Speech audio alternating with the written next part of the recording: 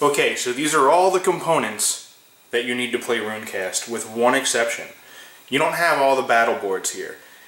When the game ships, you're going to get 9 battle boards like this, and they're actually going to be double-sided. So instead of having this on the back, you would have a battle on one side, and you'd flip it over, and there'd be a battle on the other.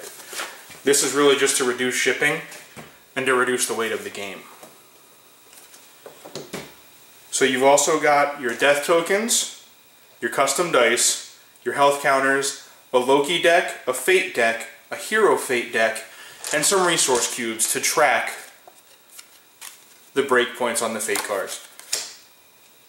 Like I said, I'll go over everything in more detail. This is just a layout of everything that you get. So Runecast is a game for 2 to 6 players. You get 6 character cards, all of them slightly different. They each have different abilities. Some fantastic artwork on each and every single one of these. So what you do is you pick your character, and for this example we're going to go with Locktor. Locktor is the Storm Chaser, and his ability is that for the cost of 1 hit point, he can remove 2 dice from Loki's pool. Now with these characters, you can't use your last hit point, essentially killing yourself, to make a play. The next thing we're going to look at, the health tokens. Now remember, just keep in mind these are all prototype parts, but you get a little blood drop token for each character, and an additional one to track the battle board's wounds. So here's a closer look of one of the battle boards that I showed you earlier. You can see that he's got a wound track over here. This is the battle ability, and this is the boon. Here's the title of the battle board, and again, just that gorgeous artwork. The battle abilities and the boons are triggered during Loki's turn at the end of the round, and we'll get into more detail with that later when I do a round end video. But just so you can see, they're triggered by certain rolls of the dice, and they have different effects for all the players or individual players. Now we're going to look at the death tokens. Each player gets a death token when you're setting up the game, and there's a communal death token placed in the middle. So you're going to have 7 death tokens total. If at any point you die, you can come back to life by sacrificing your death token. If you've already sacrificed your death token and you die again, the group can determine whether or not to give you the communal death token depending on how strategic it is for whatever battle you're currently facing. So we're going to go ahead and put this health token here, and we'll just leave that death token there. Alright, now Runecast is primarily a dice rolling game, because rolling dice is a lot of fun. So let's just take a look at these. These are custom dice that were created for the game with 3 unique sides. On one side you have Jorgemund, on another you have Yggdrasil, and then finally there's Mjolnir, Thor's hammer. These are hits, these can be used for healing, and these get sacrificed and placed in the middle of the board for Loki's pool at the end of the turn.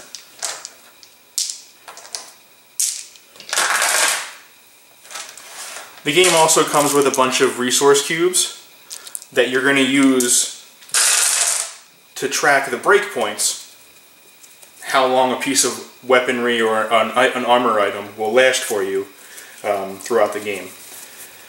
So let's look at the 3 decks. We've got the Hero's Fate deck, which, when you flip it over, and these are dealt to each player, you've got a life counter here, and then here you've got rune symbols. So there's 6 different rune symbols, 1 for each combination. Now, the rune symbols are going to correspond with the Loki deck, and that's how we know who Loki's targeting when he makes his attack.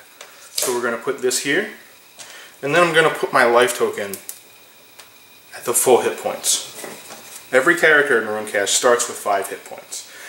You can sacrifice hit points to use your abilities, like I said, and you can also bank tree results on your card in order to heal hit points back. So this is the Fate deck. In this deck we have armor, weapons, and then there's Fate cards. Fate cards can be good or bad. This deck gets shuffled, and we deal a hand to each player. Players can't look at their Fate hand. But at the beginning of your turn, you have the ability to flip over one card. If it's a piece of armor, great, you now can stop some damage. If it's a weapon, that's awesome. You can deal extra damage, maybe add some dice to your pool, or maybe prevent damage to another player. If it's a fate card, it's either going to be good or bad. It's going to target you or your entire group. And this is the Loki deck. Now the Loki deck, each card has 3 of the fate rune combinations on it. So you start with the largest when you flip it. If any of the characters are using this fate rune, that's the target for Loki. If not, you move to the next one in the iteration, and finally all the way down to the last one. There are some rule differences to ensure that somebody's always Loki's target. Now, with the Loki deck, there's 2 exceptions to those 3 cards. One is this, the Triple F's rune. Now, I call it Triple F's, that's not his name, but that's just what we're going to call it. This rune, when you flip this for Loki, nobody takes any damage. When you flip this for Loki, everyone takes damage. So those are just the Loki card decks. And those we're going to put right here for now. So what we have at this point is a base setup, what you would see for one player side of the board. Now, if it's my turn, first I'm going to grab my dice. I'm going to draw a fate card because I want to. And here, I've drawn the hammer fate card. So it's a piece of weaponry, which you can tell by the crossed swords. It has a breakpoint of 6, okay? Now every time I choose to use this weapon, right, I add a resource counter to that breakpoint tracker. Once I can't add any more counters to it, it's destroyed. So we're going to put that there.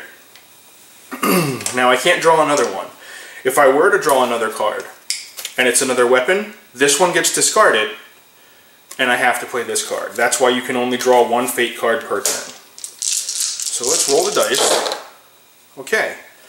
So you can see that I just rolled a bunch of Yggdrasil results. That, I believe, was a snake. And that's a snake, and that's a snake. So the Yorgrimund results stay here. They're going to be added to Loki's pool at the end of the round. Now, if I had lost any hit points, I could bank trees on my character sheet, right?